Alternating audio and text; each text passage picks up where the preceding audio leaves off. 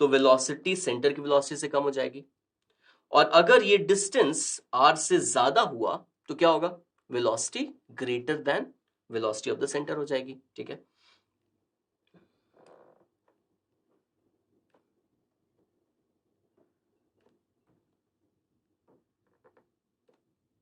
ठीक है। तो यहां मैं पॉइंट कहां पे ले रहा हूं, यहां P ले रहा हूं, इसको P प्राइम ले लेते हैं।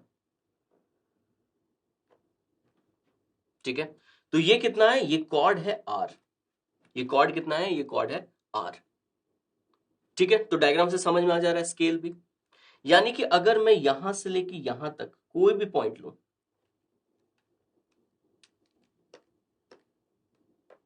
ध्यान से समझना, अगर मैं यहां से यहां तक कोई भी पॉइंट लूं तो उसका जो डिस्टेंस होगा m से वो क्या हो जाएगा, r से छोटा हो जाएगा। ठीक है, तो उसका जो डिस्टेंस, तो बेसिकली वेलोसिटी क्या होगी, वेलोसिटी होगी ओमेगा इंटू एम पी या एम पी प्राइम। ठीक है, तो अगर मैं कोई भी पॉइंट लूं, यहां पे पॉइंट लूं, यहां पे पॉइंट लूं, यहां पे पॉइंट लूं, तो जो एमपी का वैल्यू हो जाएगा वो क्या हो गया, रेडियस से छोटा हो गया। अगर वो रेडियस से छोटा हो गया तो वेलोसिटी क्या हो जाएगी, सेंटर से कम हो जाएगी वेलोसिटी, है कि नहीं। सिमिलरली इधर भी वही चीज हो रही है। यानी कि ये जो मैंने बनाया है, ये जो मैंने शेडेड पोर्शन बनाया है, इसका मतलब क्या है, यहां पे velocity of the point is less than और equal to the velocity of the center, है कि नहीं। velocity of the point is less than या equal to the velocity of the center, है कि नहीं। अब बाकी सारे रीजन में क्या हो रहा है, बाकी इन रीजन्स में क्या हो रहा है, ये जो डिस्टेंस है from the point of contact ये r से बड़ा हो जा रहा है। अगर वो r से बड़ा हो जा रहा है तो ओमेगा इंटू आर की वैल्यू कितनी हो जाएगी, या ओमेगा इंटू वो डिस्टेंस की वैल्यू कितनी हो जाएगी, चलो इसको q कह लेते हैं।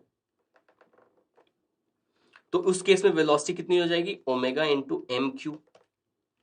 तो एम क्यू जो है वो क्या है, वो रेडियस से बड़ा है, this is greater than the radius. इसका मतलब है जो वेलोसिटी हो जाएगी वो greater than the velocity of the centre हो जाएगी। ठीक है, यानी कि ये साफ साफ दिख रहा है कि जिस एरिया में velocity greater than velocity of centre है वो बड़ा एरिया है और ये छोटा एरिया है।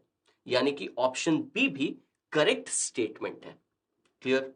ठीक है, तो एक बार ये चीज, ये कॉन्सेप्ट समझ में आ गया, उसके बाद उसी का डेरिवेशन है दूसरा कॉन्सेप्ट, या ये क्वेश्चन उसी का डेरिवेशन है, तो इसको समझने में ज्यादा दिक्कत नहीं होनी चाहिए। ठीक है, ये डन। ऑलराइट, ये अगर डन है तो फटाफट ऑप्शन सी पे चलते हैं। ऑप्शन सी कहता है the point of contact capital M is instantaneously at rest, तो ये तो ऑलरेडी हम देख चुके हैं, यानी कि ऑप्शन सी भी करेक्ट स्टेटमेंट होगा, करेक्ट आंसर नहीं, हमें इनकरेक्ट स्टेटमेंट बताना है। Now velocities of any two parts of the wheel which are equidistant from the center are equal. ठीक है, ये इसकी वेलोसिटी कितनी, इसकी वेलोसिटी 0 थी, इसकी वेलोसिटी कितनी थी, 2v थी। ठीक है, सेंटर से ये और ये इक्विडिस्टेंट है, लेकिन दोनों की वेलोसिटी अलग अलग है, यानी कि डी हो जाएगा इनकरेक्ट स्टेटमेंट, यानी कि करेक्ट ऑप्शन। ठीक है, तो हमारी करेक्ट ऑप्शन क्या होगा, हमारा करेक्ट ऑप्शन होगा ऑप्शन डी। Clear, perfect. तो आज का सेशन यहीं पे खत्म करते हैं। आज वापस जाइए, रोलिंग के ऊपर कुछ और प्रॉब्लम्स प्रैक्टिस कीजिए, डायनेमिक्स ऑफ रोटेशनल मोशन